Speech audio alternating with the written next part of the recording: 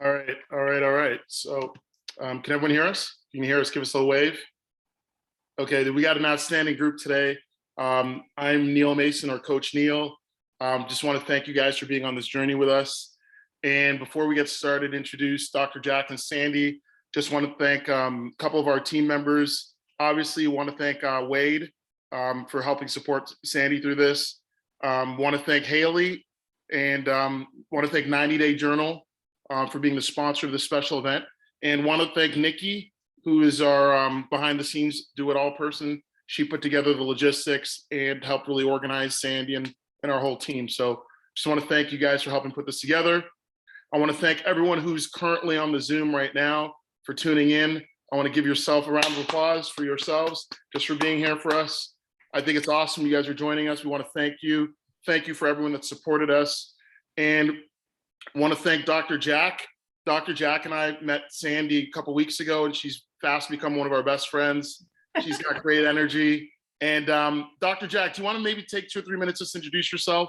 Yeah, And I'm really excited you're on the call. So Dr. Jack, take it away. Yeah, thank you. I'm so happy to be here. Thank you so much, Sandy and Neil and Wade, for inviting me and for putting together this amazing, amazing opportunity to celebrate happiness and everything that comes with that. So I'm a licensed clinical psychologist. I am also an intimacy and relationship coach, and I help women and I help couples to have better sex and intimacy in their relationships. I am an expert and a specialist at helping women who have experienced a history of miscarriage and fertility challenges. That is actually what personally brought me into the space of becoming an intimacy coach. And so I'm just really, really happy to be here today. I love talking about how happiness and sex are connected to one another. And I just really think that right now in the world, with everything that has been going on, we need more moments to focus on happiness and joy and pleasure. So really, really happy to be here and happy to connect with you all. All right, perfect, Dr. Jack. Thank you very much. Guys, Dr. Jack, a couple things. What's fascinating is she's an expert in this industry and has a lot of clients worldwide. And the most impressive part of Dr. Jack is she's a student herself. So you guys know me, I'm pretty tough. I challenge people I work with. And Dr. Jack has literally said, listen, this is about our working together, our building community, providing Sandy an opportunity to help our community find happiness and growth. And she's come out of her comfort zone to grow personally, to grow her business. And she's showing the best leadership by being a great student. And once you guys get to know Dr. Jack, her website is on our website. You can get a hold of Dr. Jack directly. She's got some different options for you guys to work with her, some different packages, but she's just a wonderful human being. And I just want to thank you for being on the call, Dr. Jack, and working with you the last few weeks has been a blessing. Thank you very much. Same. Thank you. Thank you. Meeting you too was not by accident. I'm so thankful to be connected with you. And thank you for all the support that you've given me thus far. Awesome. Obviously, you guys know Sandy, kind of the speaker of the hour. I've known Sandy and Wade for just under a year now, and it's been such an amazing journey, getting to know them, becoming really close friends with them, spending time with them and their family, spending time with Sandy's sister, and their nieces and nephews, and obviously baby Cam. And the thing with Sandy and Wade, again, that's most impressive is they're at the top of the company, but they work like they're brand new. They're tireless. I know, because I call them at 1 in the morning. I call them at 6 in the morning just to check on them. And they really are the epitome of kind of what this project is about, which is finding happiness by serving others. So I'm going to kick off the kind of the event in about 3 or 4 minutes. But Sandy, do you want to just share a little bit about your vision for this? Your vision, your goal for this happiness challenge, and kind of give us a little bit of the backstory? Absolutely. I must start with gratitude. Thank you all so much for being here, especially if you're here on live, and so many of you will be watching this recording. Thank you, thank you, thank you for being here. I think when you host an event, the biggest fear is, what if no one shows up, right? That's always a fear, like, what if no one cares? So I definitely had some butterflies. I literally called Coach Neil like 15 minutes ago. I was like, I feel like I have to take a shit because I'm like, what if no one comes? So I really want to thank you for being here. It means a lot to me. And the purpose of doing this, honestly, Neil, a few months ago, challenged me to do this. He's like, Sandy, you could be so great and serve so many people and add so much value by sharing through your experience things that have helped you find happiness in your life, because it hasn't always come easy. It's been a journey in my life. Just having an upbringing with a mom that had a lot of mental health issues and manic depression and bipolar and alcoholism, and seeing a lot of things a little girl should never see. I've had to overcome a lot of things, and I've dealt with a lot of my life with profound sadness. And it's easy to look at me and maybe not see that, but there's a lot of that I've had to overcome in my life. And the person that I am today, you know, I'm still evolving every day, but I truly have found so much happiness through putting a lot of work into it, right? And so the whole point of my 10 days of happiness was to share what I've learned through my journey, and maybe be able to help other people and shave off some years of searching how to find happiness by hearing my journey and my story. So that was kind of like the intention of this. It's definitely out of my comfort zone because I am not an expert in this. I felt like, oh my gosh, like I don't have any certifications. I didn't go to school for this. Like I'm not a psychologist like Dr. Jack. I'm not a professional life coach like Dr. Neil. Like I'm just me.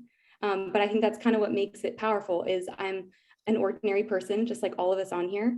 And I have a mission to spread happiness and help more people find joy in their day-to-day life. So that's kind of my purpose behind this. Can I interject really quickly? Because I just want to say, Sandy, I know that you said that you had some butterflies because you're not an expert, but I just want to share something with you all. When I first talked with Sandy, our very first conversation, she asked me, how was my day? How was my day? And I was like, oh, it's okay. It's raining. She completely changed how I looked at the day. She was like, rain means that, you know, it's getting rid of everything that's toxic and bringing a new life. Like she just reframed it in a way where I was like, oh my gosh, it's raining. So I want to say, like, you don't need to have certifications. You live and exhibit what it means to reframe the world and to find joy. So just thank you so much for being who you are. Thank you. Dr. Jack, well said. Quick reminder, if you guys have any questions, send me the questions directly in the chat. That way, no one knows who you are. I won't mention your name. Dr. Jack is going to be talking about some very sensitive areas as well. So intimacy and relationships and so forth. So if you have any personal questions, just message me directly. And that way I can keep your information confidential. Before we get started, I want to just share something. I've got a little present here for Sandy. Sandy, do you want to put the screen on for me, please? So what do you mean? Oh, make you the host? Yeah, because I want to share. Okay, let me see if I can make host. Okay, what's that? Oh, there we go. Guys, so there's one of the things I wanted to do for Sandy was with this is selfish on our part, but we're giving this to you guys and it's a joy for us to give to you. But I figured that this would be a good way for us to give back to Sandy, just to let her know kind of how much we appreciate her. There's a book written in the 1970s called My Secret Garden by Nancy Friday. I won't go more into that book. You can Google it and figure out what it's about, but it's a collection of stories that women send to this author. It's very famous, 50 years old. So we created My Secret Garden, the happiness edition. And what this is this is all the comments basically from you guys that you left for Sandy. And so Sandy's Forever is going to have this. And you guys can get a copy of this for free as well. If you go to the 90 Days website, you can print it out. But this is all the things that you guys said to her. And we've read through all these comments and there's a lot of powerful stories here. You guys sharing some vulnerabilities. And it's just really important that even if anything we took from this, it's a place where you guys get a chance to share and be vulnerable with us. And like I said, this is going to be something that Sandy's going to have a copy of, but you guys can print this out yourselves. And there's 18 pages of just gratitude. So if for some reason you're ever not feeling great about yourself or down, or you think it's a lonely place, or you just need some kind words, just look through this here. And there's 18 full pages of just really positive energy. So just wanted to again thank you guys. And you guys can go to 90 days, 90dayhabit.co and download it for free, and we'll just go from there. So, all right, let's just jump right into it. We've got some questions from the audience already. Thank you for emailing in some questions to us. Again, if you guys have more questions, please send them to me in the direct message and we'll go from there. So let's kind of start with an easier question. This is talking about the journaling. So first question for Sandy, how would you use journaling as part of the affirmations and synthetic love? What sort of habits or what sort of behavior would you do just to further the using something like a journal to create synthetic happiness? And then Dr. Jack, I'm gonna ask you a similar question after. Mm. Honestly, journaling is something, it's a very personal thing, but I find when you free write and just have a brain dump where you let yourself just come out, whatever comes out, it's one of the most healing things. Like if someone were to find my journal, it probably wouldn't make sense. But it's what's on my heart and in my mind. And I feel like it's so important to I think it was day 3, synthetic happiness, which is all about affirmations, gratitude, mindset, meditation.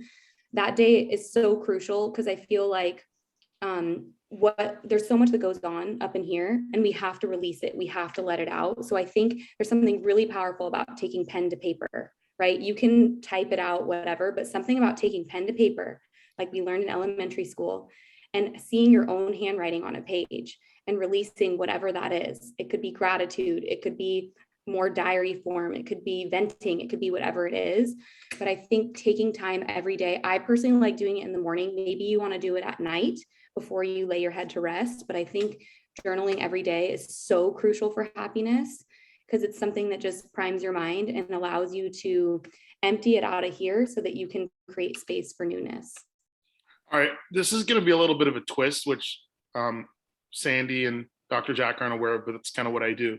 So Sandy's going to speak to general happiness individually.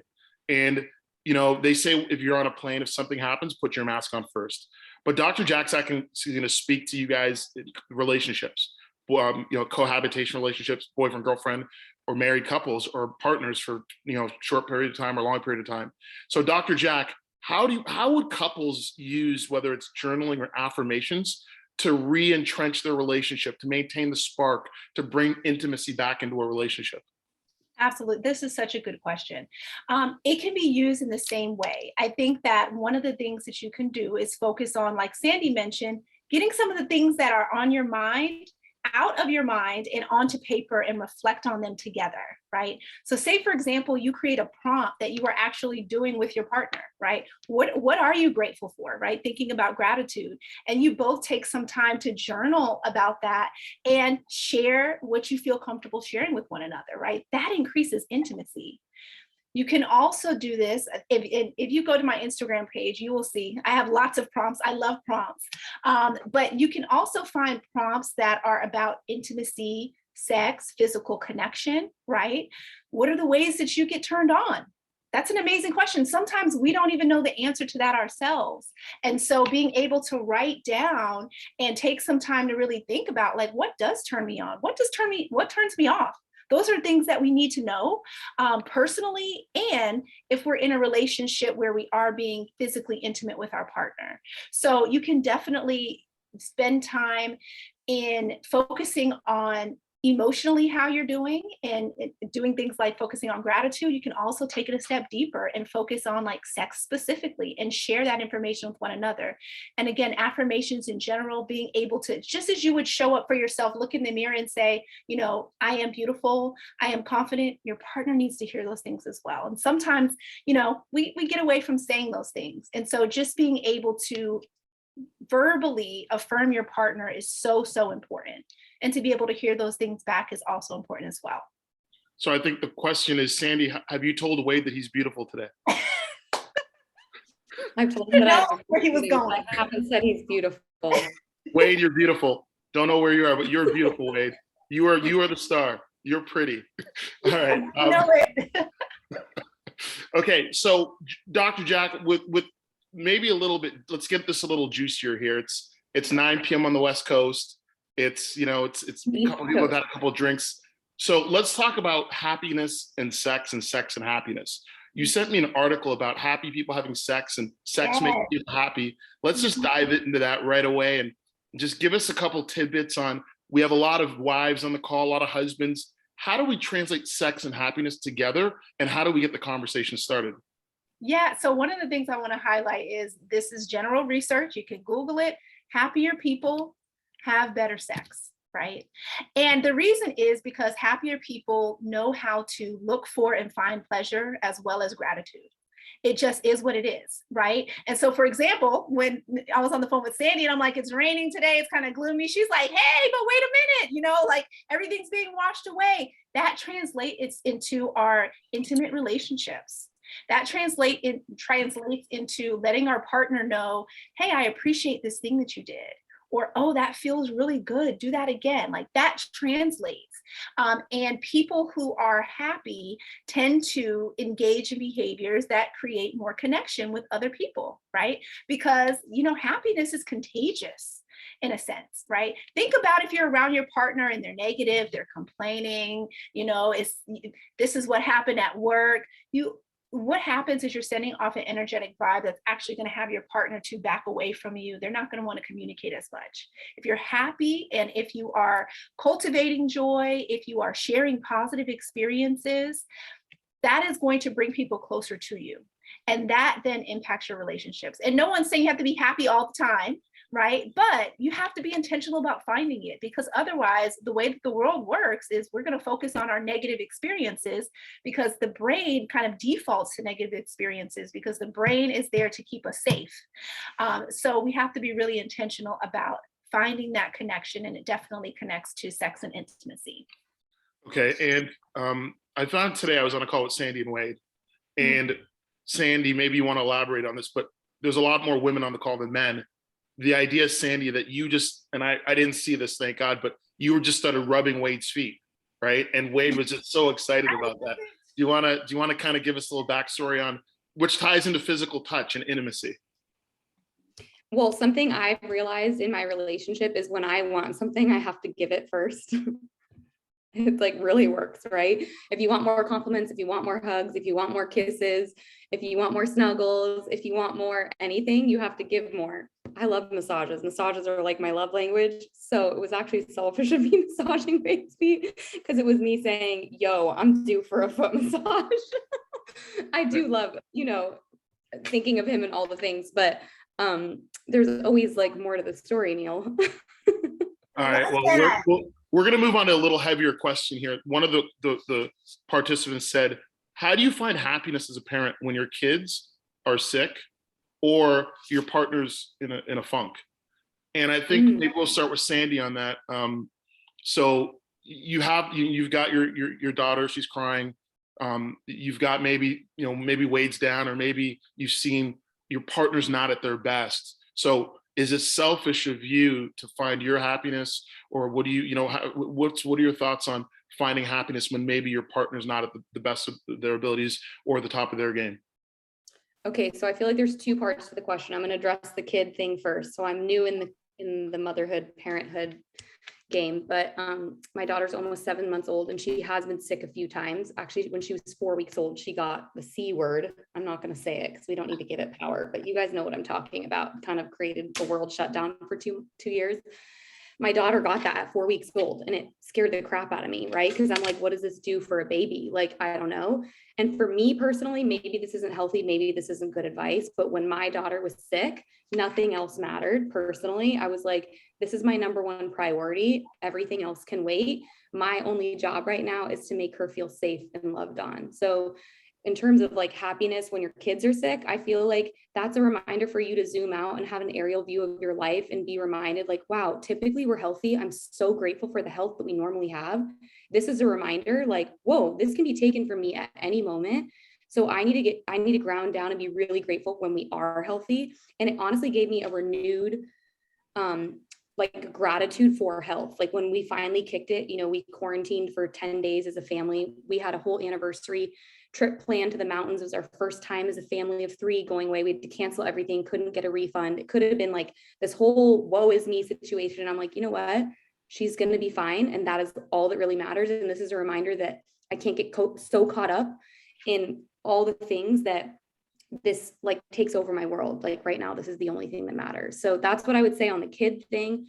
In terms of spouse, if you guys know who I'm married to, honestly, he's the happiest, genuinely is happiest person ever. Like sometimes that's like a point of irritation in our relationship because I'm like, does anything ever like upset you or piss you off, like I'm the emotional one that's like has high highs and low lows, and like you're always happy. Like, can I piss you? Can I do anything to piss you off? So I personally, to be honest, can't relate to having a relationship like where a husband or a spouse is in a funk. But what I would say, if your husband or your spouse or partner's in a funk, is that's an opportunity for you to be the lighthouse. That's an opportunity for you to raise your vibration. If they're in a funk, you're the number one influence on them. They live with you. They maybe sleep in the same bed as you. They spend the most time with you. So I would take that on as a responsibility. Is if my spouse is not feeling good and they're in a funk, I would take responsibility of like, okay, I have to start like raising my vibration and figuring out what can I do to help the situation, rather than letting it like take me down and out too, right? So I don't know if that helps, or I don't know who asked that question, but that's what I would say. So Dr. Jack, to kind of piggyback off that situation, with the intimacy part. So maybe the couples are fighting, maybe one partner's happy, maybe the other partner's, not doing as well in their day job, or how do couples still maintain the idea of intimacy and have sex if one of the partners isn't happy? Really, really good question. So I actually would take the idea of if there is controversy in the relationship, if you guys are in a difficult spot, I would actually not have sex as the goal. I would just have physical connection as the goal. So for example, I was working with a couple yesterday. They were going back and forth. They were both not happy in the session. And one of the things that I asked them to do was just to stop trying to prove your point, look at one another, hold hands. So increase touch and look into each other's eyes, take a couple of deep breaths. Tell each other why you love each other so much, right? So sometimes I think that when we are upset, we can get really, really caught up in our emotions, which is normal, right? We want to have compassion with that. But at the same time, in order to reconnect quickly, you can use touch, you can slow down, and you can really, really connect on an intimate level in that way, right? So that's going to lead to connection way quicker than like pulling down your pants and saying, hey, bend over, right? So you want to be able to lean into that type of situation by just touching, having a long hug, right? Looking into each other's eyes, saying a sweet gesture. Those things are going to get you connected much, much more quickly. Okay, perfect. Great answer. Thank you. We have a question here from the audience. It says, I struggle with saying affirmations and positive statements to myself and about myself. I've tried journaling, looking in the mirror, closing my eyes, and I just can't get through it. Any recommendations on how to speak to myself in a better way or a more kind way? Sandy, you want to maybe start with that one?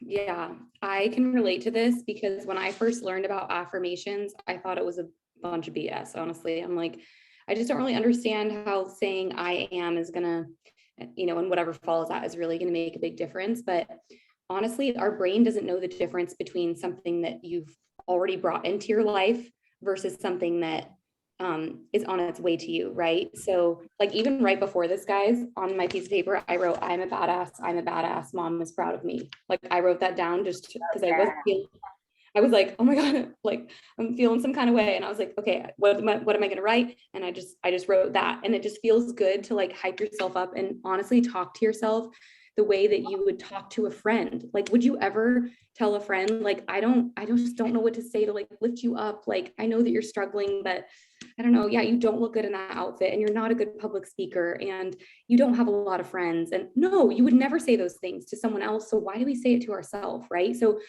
if you're struggling to get started, I would say just get started. What if you write or say one thing a day? Start with one. It doesn't need to be 30 affirmations a day. What if you say one thing a day that maybe you don't believe and turn it into something that's a positive? When I started my network marketing business about 4 years ago, one of my biggest fears and hesitations is that no one would follow me, that no one would be impacted or influenced by me. I thought, I'm not worthy, I'm not capable, I'm not an influencer. People are not going to care what I have to say. Like my self-confidence was about this big, and it's something I still struggle with, but I'm just open and honest and vulnerable about it. But one of my affirmations I wrote was, I am a leader worth following, because I didn't think that I was. That like writing it made tears dump out of my eyes because I was like, this is a lie. I am not a leader worth following. But I wrote, I am a leader worth following, because I wanted to essentially trick my brain into believing that I am, right? And that is an affirmation that I tell myself literally every single day before I'm getting ready for an event, before like I pop on stories, before I have a call with Coach Neil, before literally like anything that might make a pit in my stomach drop, I always remind myself, I am a leader worth following. I am, right? So maybe it's not that sentence. Maybe it's, I am smart. I am brave. I am capable. I am worthy. I am more than enough. I am loved. I am here for a reason, right? Whatever it is that like feels good, gives you the chills when you say it, start writing that every day, right? Or saying it every day. It doesn't have to be like 5 minutes long. Just start with something small. And I think the hardest part of getting started sometimes is getting started. We get so busy thinking about it and not actually doing it. So get out of your own way, stop overthinking it, and just start. Does that help? Well, and one thing I want to add to that is you're looking at the three of us on the call right now. We're leading this call, but by no means do we have this mastered. No. I know because I'm Coach Neil and I work with both Dr. Jack and Sandy, and there's a lot of times where they have self-doubt and I'm like, no, you got this. You know, you're going to do this. We were supposed to do this happiness 2 months ago and Sandy had negative talk. And I said, you're going to do it whether you like it or not. So sometimes you need, whether it's a coach, a spouse, a best friend, an accountability partner, you know, just to encourage you. And the one thing I want to say is we all struggle. So I don't know who wrote the question, but struggling is okay. That's not the issue. And depression, anxiety, fear, doubt, imposter syndrome, that is normal. So struggling is fine. With that being said, it's that overcoming that belief and finding someone to believe in you when you don't believe in yourself. Dr. Jack, do you want to add to that or? Yeah, so I would just add to that, struggling is a part of the human condition. We all experience it.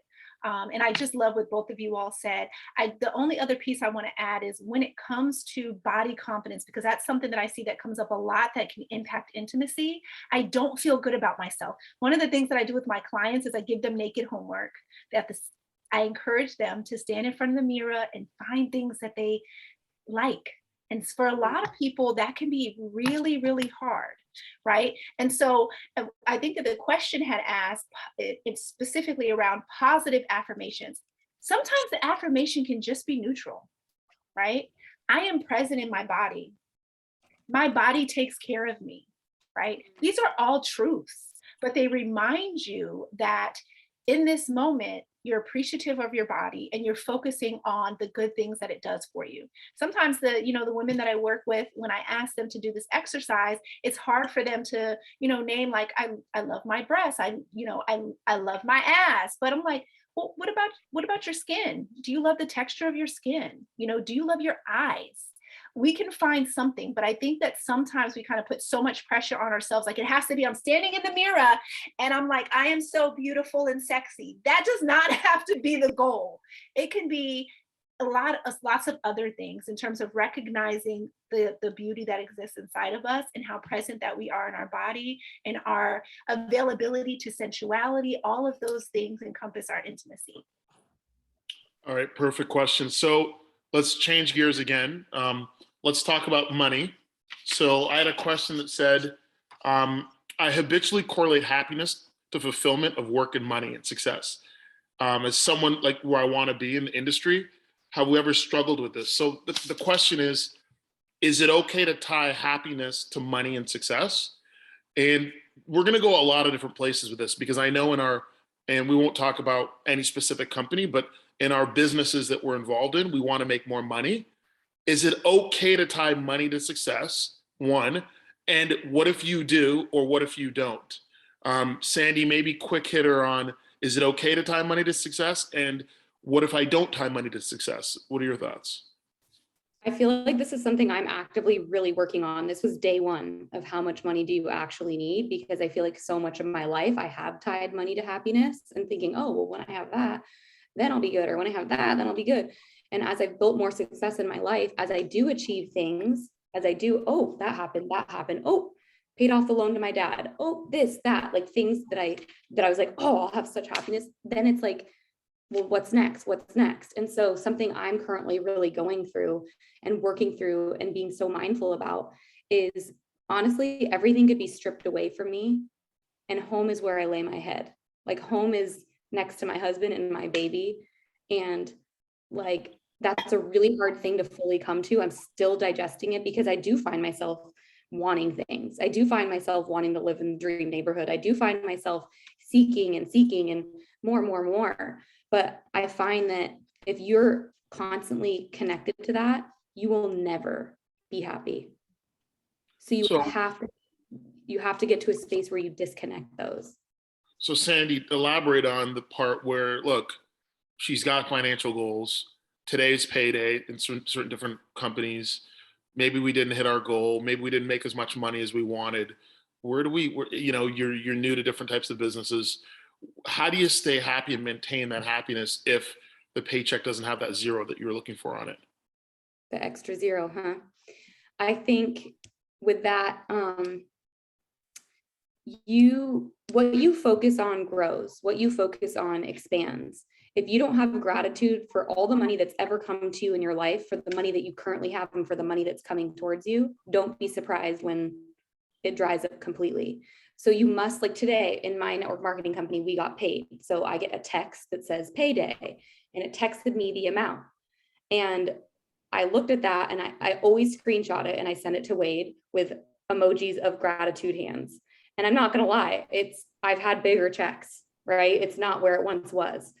So it's easy to be like, oh, here we are again, right? Or get in that space. But I'm like, I am so grateful that my yes to this is able to contribute this to our family. Like, this is how we're able to survive. So I think so much of it is like, maybe you're coming from a lack of gratitude. Like, I really want you to come to it with yourself and be like, what am I missing that this doesn't seem to be enough for me? Why am I constantly striving for more? Why can I not have peace and have pride and adoration for what I've accomplished to get to this point, right? Like, be grateful for where you are now. And when you truly are that and you embody that, you'll welcome more. But if you have this sassy attitude or chip on your shoulder about, man, I thought there was going to be a comma in my paycheck, or I thought there's going to be 2 digits before my paycheck, or I thought this, or I thought that, or if only that person worked their business harder, or any of that, it's resistance. You're pushing it away. So that's my answer. Okay, so Dr. Jack, here's a curveball for you. You've got on your sales page an option for clients to pay you $10,000 to $20,000. That's a lot of money, and that's a lot of wealthy clients. You also have clients that can only afford $200 to $300. What is the correlation between wealthy people and intimacy and sex, and people like us, just the middle class who are struggling day to day? Do wealthier people have more sex? So I haven't surveyed all of the wealthy, but my guess would be that wealthy people are human beings just like people that are not wealthy. Right. So I think that we kind of in society kind of create this divide that we are different. And we are not. And actually, as Sandy was sharing, I thought about a statistic regarding, suicide. I know suicide is a sensitive topic, but I'm bringing this up in context because the suicide rate actually goes up for people who make over $250,000 a year. And it rises based off of the income amount that you make. So when we think about happiness in general and money, right, you think that when I have everything that I need, I will be happy. But we know that the research does not show that that is true. There are some people, of course, that are happy, but money is not going to heal your trauma. Money is not going to help your relationships. Money is not going to help you to live a healthy lifestyle.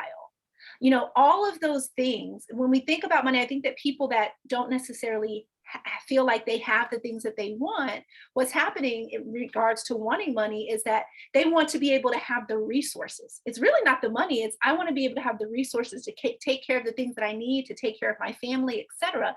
And that creates a false sense of happiness. But once you can check that box, right, that no longer creates that same feeling for you. And so it really is about the root of what is happening with your relationship with money. And there's a lot of people that struggle with that relationship because, say, for example, they grew up in a household where money was very scarce, where they didn't know if they were going to be evicted, right? Or, maybe they had family members who were always borrowing money from them and their worth then became tied to money. There's so many stories behind the money story. And it really is important to look at that, because whether you're wealthy or not, those money stories still exist. So it's still about taking a look in the mirror and really examining what the relationship is. And if there's trauma behind that relationship, then it's healing. Okay, so the good thing about money is it allows you to buy that brand new iPhone.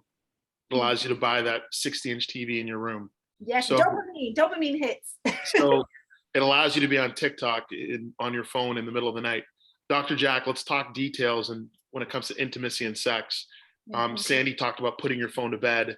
What have you noticed with couples that go to bed with their cell phones, couples that are watching TV in bed, as opposed to couples that say, hey, you know what? We're not going to have a TV in our bedroom. We're not going to be on our phone. We're going to either talk to each other. We're going to either have sex. We're going to talk to me about technology and intimacy in the bedroom. Oh, this is an amazing question. And I hope that your community, Sandy, does not get mad at me after I say this. But having those electronics outside of the bedroom, the best things that you can do for your relationship and your sleep, right? That is a sleep hygiene practice that's taught by a lot of mental health professionals. You want to take that TV out. My husband, it took him about 6 months to get used to it, but he finally forgave me when I took our TV out of the bedroom. Because it really is, when you go into your bedroom, you want your brain to think about two things: sleep and sex. That's it. You don't want it to think about answering emails. You don't want it to think about, doing other things on your computer, being on Instagram. That's really a place of rest and relaxation and emotional connection. And what happens is when your brain has that connection for years, right, you're able to transition your body from the stress that it experienced during the day to a more restful state where you are more open to physical intimacy, which is really, really important, especially when we think about for women specifically, it takes longer to build that arousal phase. Right. And so if you're going into the bedroom, you're on your phone, you're watching TV, and then you're wanting to be intimate with your partner, all of those things that I mentioned are getting in the way, impacting the ability to connect. Sandy, do you want to add anything to that? I am a huge advocate for this. And for years, I slept with my phone attached to me as if it was like an extremity, like it was part of my body. And I'd fall asleep scrolling and I'd wake up scrolling. And honestly, that is one of the, I have struggled a lot with anxiety in my life. Like I have been known to have severe panic attacks where literally my parents would have to call 911 because I thought my heart was stopping. And I realized so much of my anxiety was rooted in not knowing what was coming to me. When you sleep with your phone, or it's the last thing you look at or the first thing, you have no idea what news you're going to see, right? Mm-hmm. What terrorist attack, what shooting, who died, who killed themselves, who's this, who's that. You don't know who's going to come at you with, oh, you forgot to do this, or where's this, or this was the deadline, or you're waking up and you're immediately in defense mode. Like, oh my gosh, right? Whereas I keep my phone either downstairs or charging in the bathroom. I don't bring it into bed ever. And that's been a journey to get to that place, but it's like my time to protect my peace. I know no one can get a hold of me. This is like me, myself, and I, my family time. And I think it's so important to have those boundaries, right? It's a hard habit to break. It's a very hard habit to break. Trust me, I know, but I want to challenge you, try it tonight for the first time. And you will be happier and have less anxiety and feel more like control over your day and have better sleep, like Dr. Jack said, and better sex, right? When you're not worried about what's happening on your device. So it's a big one. It's easy to do, it's easy not to do. So I have something to add to this, by the way. And some of you guys are wondering why I'm so subdued today, because I figured we're going to let Sandy and Dr. Jack bring some fire to you guys. With that being said, I do have my own piece of advice on this. For married couples, dating couples, one of my belief with sex is this: the bed is for sleeping. And for all you women out there, the bed is for sleeping, the house is for having sex. So one way to spark up your relationships, guys or ladies out there, if you're not having sex in the kitchen, the bathroom, the living room, the garage, the car, that's the first way to spark up your life. The bedroom is for sleeping and the house is for fucking, right? It sounds funny, but I guarantee you, if you bring that excitement and energy to your man at home, all of a sudden he's going to be supporting your business a lot more. But that was just me bringing a little bit of X-rated. Yeah, I see some applause in there. That's something I still need to work on because I have not had sex in the garage yet. Oh, we're going to work on that, Sandy. We're going to work on that. I'm just going to be sending you places to have sex, me and Neil. Okay, bring it on. A good, really great point, because enthusiasm is the number one thing that is, when you think about someone being sexually attracted, enthusiasm is the top, right? So that enthusiastic energy, that wanted, that novelty, that wanted to change things up, so important, and a real big turn on to partners. All right, let's maybe change gears a little bit right now in terms of if there's questions for any one of us in particular, all of us, please, you can either hit them in the comments or just reply to me directly and I can ask a question.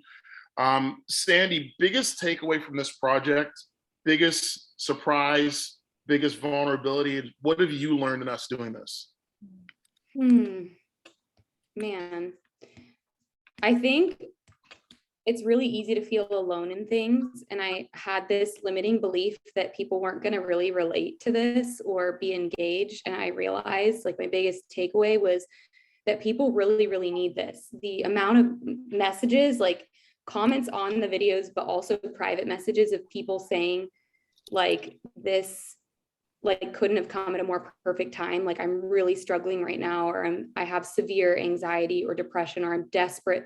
I don't have any positive people in my life. I have nothing to look forward to. Like, I've gotten so many messages like that. And so I think my biggest takeaway is when I resist doing something, I need to lean into it. Like, if something makes me uncomfortable, that's telling me I need to lean into it, because I think about, if I didn't do this,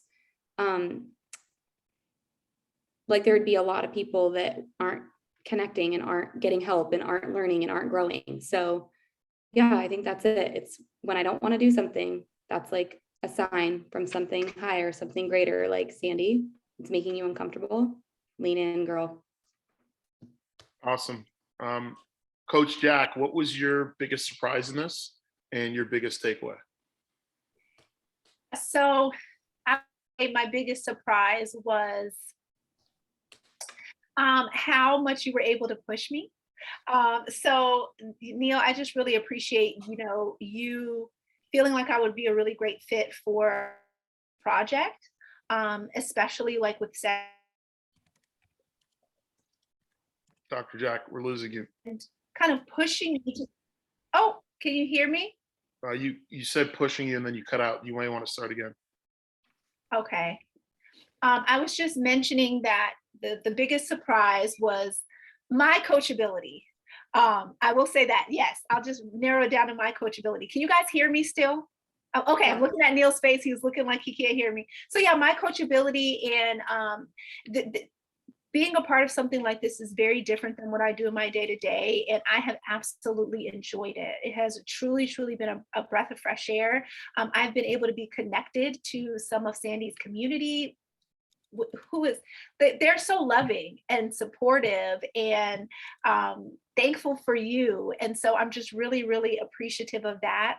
And I also think that in preparing for showing up here today, I have been a lot more aware of my happiness, right? And so I one of the things that I want to say is I think that sometimes as therapists, as people that help other people around things that they may struggle with, there's this idea that they have it all together, right? That they don't struggle.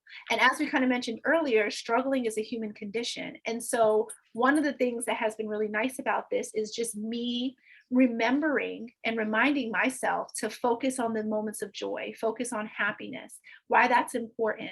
And especially as I'm growing and stretching myself in a lot of ways, to really ground myself in all of the blessings that I have. Okay.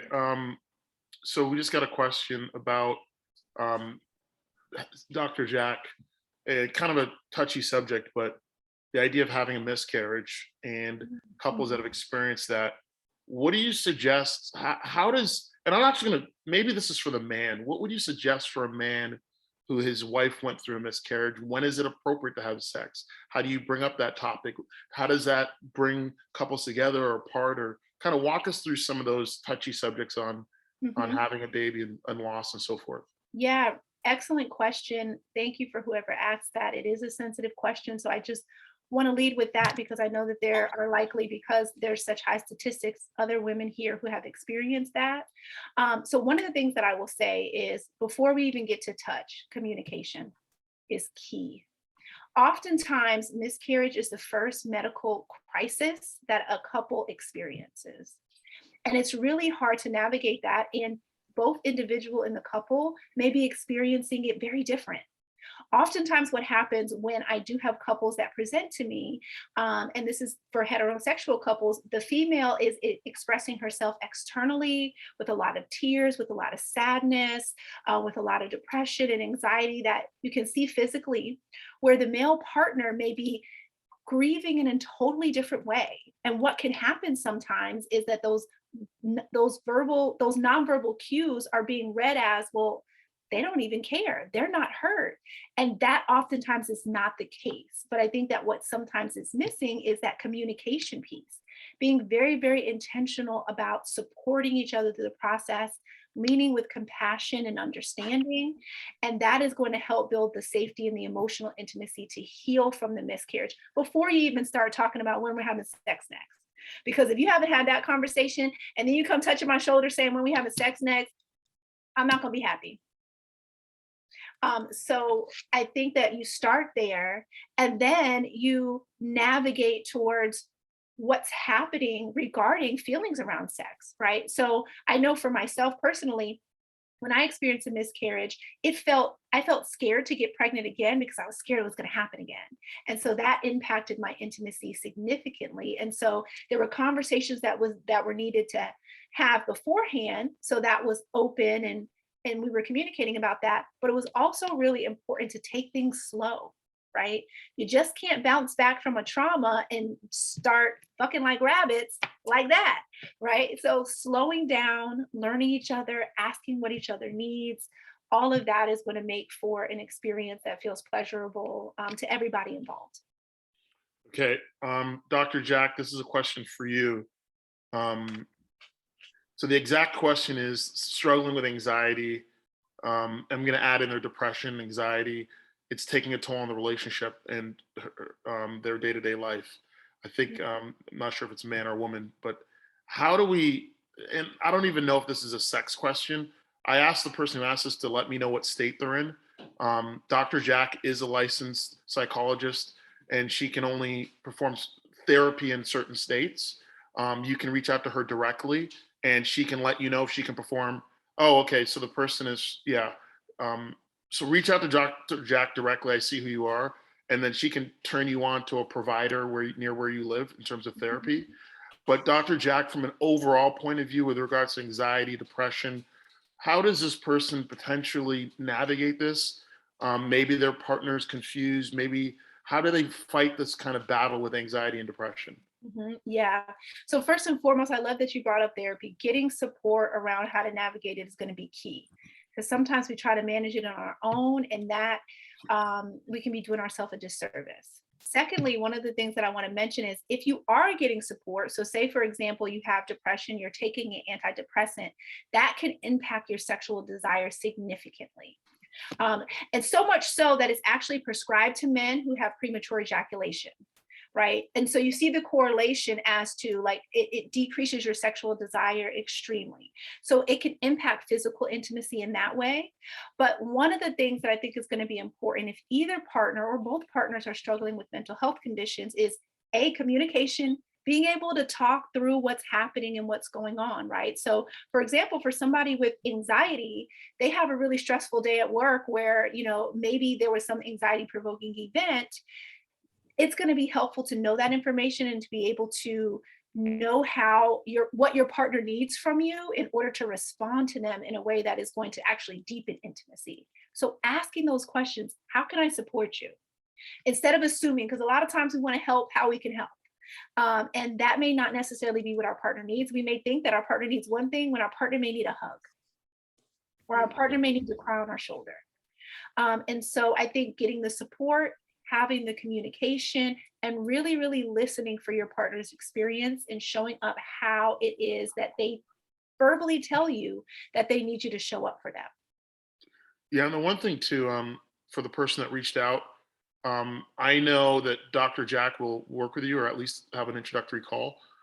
If there's anyone in need financially or can't afford the call, or you're struggling with depression, anxiety, suicidal thoughts, or just something really impactful, Dr. Jack is committed to working with our community for free. With that being said, she does have some different offerings that are fairly priced. So if you can afford it, great. But if you're in need, reach out to her, because the goal is to help Sandy's community. Another question I have, Sandy, this is one for you. So the question is, all right, guys, we love what you're doing. We're going to take action today. Should we just disconnect the TV tonight, or how do we actually implement the no TV in the bedroom policy?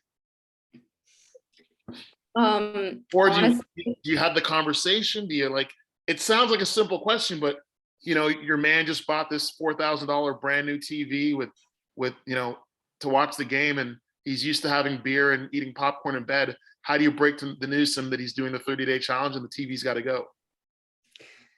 Honestly, like, you do have to have the conversation. It's a hard conversation to have. When Wade and I first moved in together, he was all about a TV in a bedroom. And I was like, listen, we can have a TV in the living room. We can have a TV in this room and this room. And how many TVs do we need? Like, I don't want to fall asleep with commercials or news, or I can't control what's coming into my mindset. Like, it's a no for me.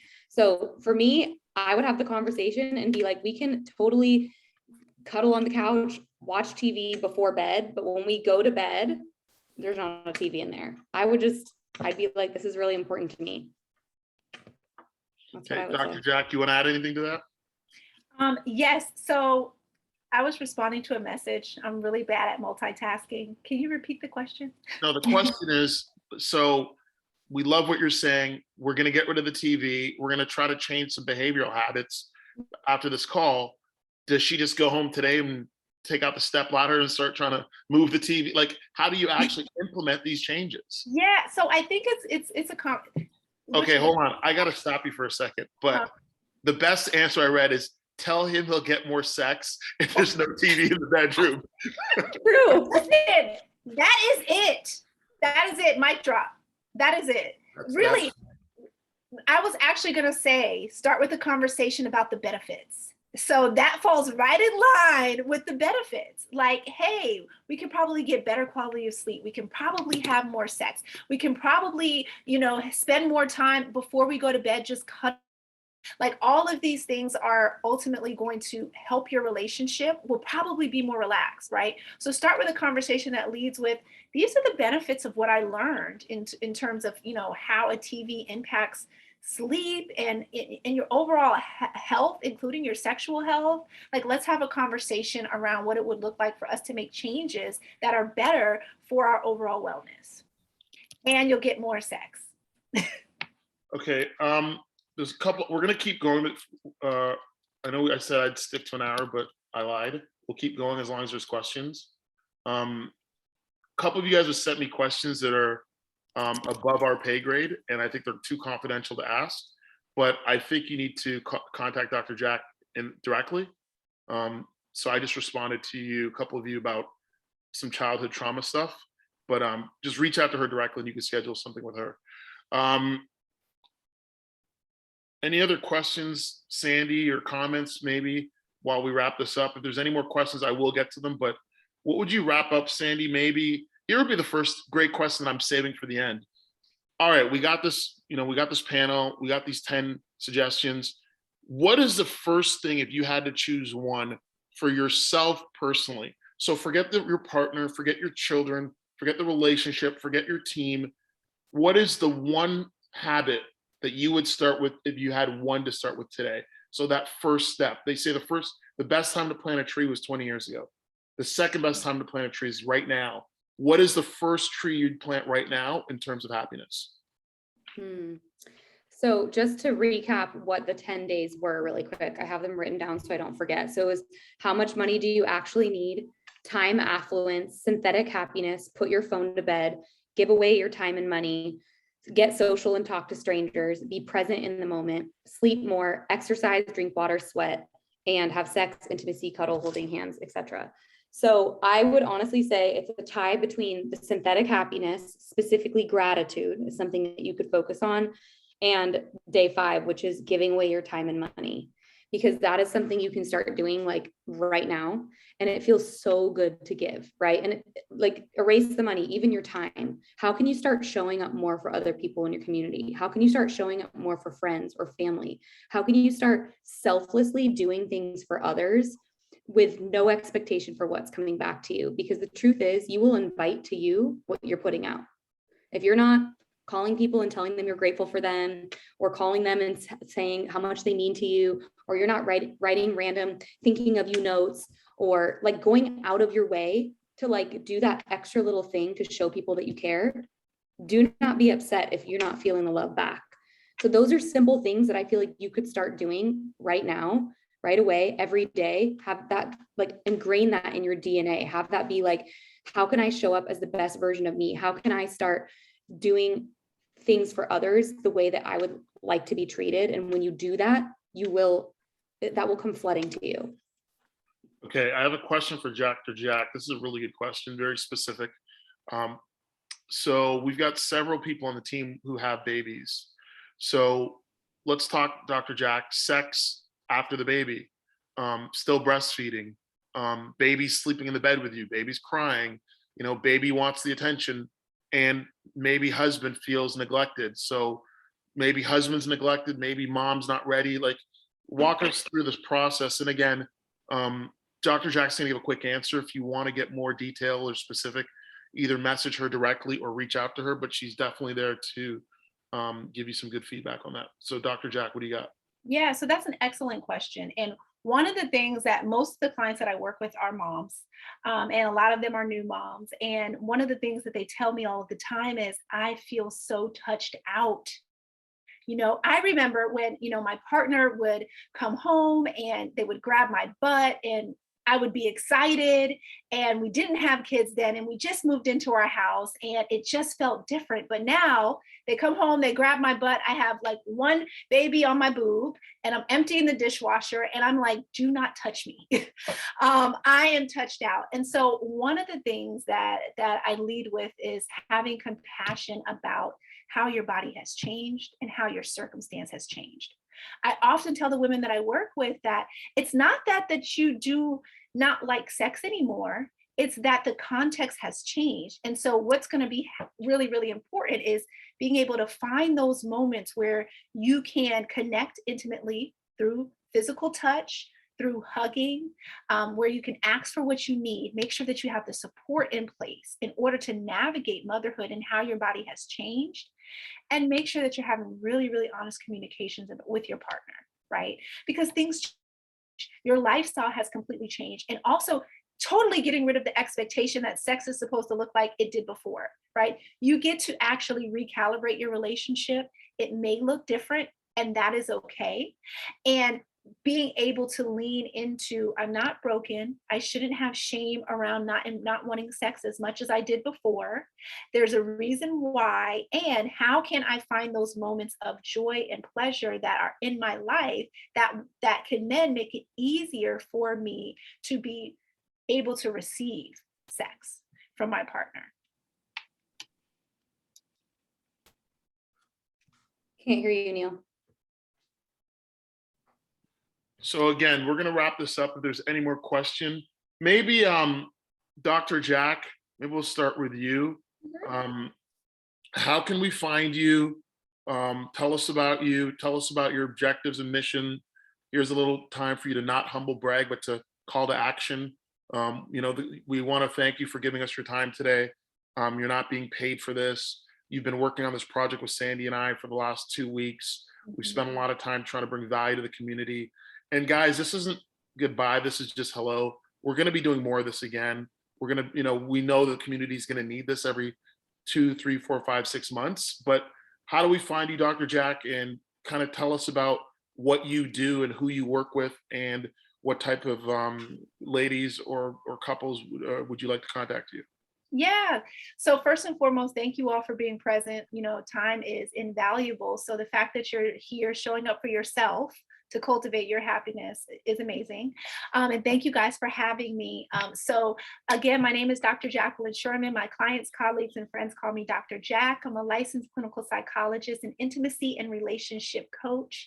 And I help women as well as couples have better sex and intimacy and relationships. And so a lot of times couples come with me for things just like what we talked about, just recently had a baby, sex has completely changed. We do not know how to get back on track. We don't know how to talk about it. We have a lot of arguments around sex. Dr. Jack, help us to come home to one another again. So it's things like that that I help couples to navigate through and to work through. I also help a lot of women to work through sexual confidence related concerns that show up in the bedroom. For example, totally being in your head and judging yourself during sex instead of being present in your body. And I'm also a specialist at helping women and couples who have recently struggled with miscarriage, as well as currently or previously going through the fertility journey. So if you are interested in contacting me, if any of the things that I just mentioned sounds like things that you would want support around, you can go directly to my website, which is drjack.co. That's drjac.co. In fact, I'll put it here in the chat. Or Neil, you got me. Thank you. Listen, you're already on it. You can go to that website. Also, right now, I would love for all of you to go there. Even if you don't want to contact me, I have a free guide that is amazing. And you can download it. It has 5 ways to start having better sex now. I talk about things such as fantasy, how to use mindfulness when it comes to sex and intimacy. So just go get the guide if you don't do anything else, so I can stay connected with you. I would love that. Additionally, go follow me on Instagram. If you're not following me on Instagram, listen, you're missing out. That is how I actually connected with Neil. I had a reel that went viral and Neil saw it. He was like, I think that she would be a good fit for this happiness experience, and introduced me to Sandy. So my Instagram, they've also put here in the chat, it's at Dr. Jack PhD. And if you have a direct question, if there was something that maybe you didn't feel comfortable asking in a group format, you have a question for me, you can email me at hello.drjack.co. Let's add to that, Dr. Jack. We've talked a lot about couples, but if I'm a single woman, I'm in my early 20s, I'm mid 20s, maybe I'm just dating, maybe I'm divorced, I've left my husband, I'm leaving my husband. Give us a couple minutes on, how do single women, how can you help them? What should tips and strategies? Or I'm going through divorce and I haven't had sex with my husband in 8 months. What does it look like to go out there? Is it Tinder? Is it Bumble? Like, what do the single people on the call do? Yeah. So one of the things that I like to tell people is that if you are single and if you are interested in working on, your sexuality and building your sexual self-confidence, it's a perfect time to do that. Because what the research shows is that when you're really starting to figure that stuff out on your own, right? So for example, solo sex, pleasuring yourself, figuring out what your turn-ons are, getting really clear about that. When you are ready for a relationship, you're going to be in such a better place to be able to communicate your needs, both your physical needs as well as your emotional intimacy needs. So being single is actually really clutch, if you ask me, because you're in a really unique opportunity to do a lot of self-exploration without distraction that then will create an opportunity for you to really know yourself even better. So that way, when you have a partner, you can communicate and know what it is that you want and need. And then one other thing, Dr. Jack, a lot of the couples that are on the call, a lot of Sandy's friends and teammates, if they have a little space in their home, I mentioned, you and I talked earlier today about, is it redesigning the bedroom? Is it designing a safe space for sex? I saw that on your website. I thought that was fascinating that you actually help couples design, like, is it some sort of red room from 50 Shades of Grey, or what are we talking about here? Well, disclosure, my husband's really into lighting. So my bedroom turns all kind of colors. So it can be something as simple like that, like getting a LED light that can turn red. You can tell Alexa, like, make this bedroom red right now. It is a cheap trick. It's like a pro tip, and it changes the atmosphere. It goes purple. It changes purple. Like, so small things like that can really change the dynamic of your sex life. Also, what do you keep close to the bed that in a moment of spontaneity you can pull out that can increase your sexual experience, right? And so one of the things that I would talk with couples is, okay, like, let's look in your nightstand. What's in there? All right, none of this stuff is going to help you have a healthier sex life. So let's think about, can we put some things in there that will, right? Because when those moments happen, or maybe in the kitchen drawer, since, we're not having sex in the bedroom anymore. Coach Neil, my bad. But really creating a space that is inviting for spontaneity, for novelty. Small little changes like that can really, really, change things. Some people like music, so being able to maybe have a speaker that's present in the room. So you add these little things, and when stuff pops off, you listen, you stay ready so you don't got to get ready. All right, so we're gonna wrap this up, guys. We're going about an hour and 5 minutes. I just again want to thank you guys for being on the call. This community showing up for Sandy is amazing. Sandy does a lot of work behind the scenes for you guys to support you, to bring value to you, whether you're in her business or not in her business. Want to thank Dr. Jack. Maybe we can all give Dr. Jack a round of applause and just kind of let us know, Dr. Jack, thank you for showing up. Guys, get a hold of Dr. Jack. And with Sandy, guys, here's what I want to do. This is just the start of the conversation. So what we're going to do is Sandy's going to post something in the next few minutes, something fun, something silly, or just something. I want you guys to go on there, comment, tag, share this. We'll put a link so we can get this message out. This call's been recorded. It's going to live in perpetuity. So let's go out there and really share this message and forward this to people who need to hear this message. And if you guys have more content that you want to see us produce, or something that we can do in the next couple months as a team, let us know. Message Sandy, message me, and we want to bring you guys more value. Sandy, you want to take us out? I want to thank every one of you for being part of this, for contributing, for showing up, for sharing it, for commenting, for being so vulnerable with your stories and your experiences and just all the things. Like, this wouldn't be a workshop, a webinar, a thing if it weren't for all of you. So I just want to say thank you. I know some of the topics are a little uncomfortable, like, they're talking about like vibrators, or I don't know what hints are being dropped. I'm like sweating my ass off. Like, I can't believe we're talking about this, but it's good. It's good. So thank you guys for just being here. And yeah, this is the beginning of some more fun things to come. So I love every single one of you. If I haven't met you in person, I look forward to meeting you in person. And I think that's all we got. Go to 90 days and download the My Secret Garden. Thank you for doing that, Neil. That was such a surprise. I was like, what? That was so nice. Now I can look at it forever. I'm full of surprises. I got surprises. So good. All right. Good seeing everybody. Take care. Bye, everybody. Share this. So much love. Bye.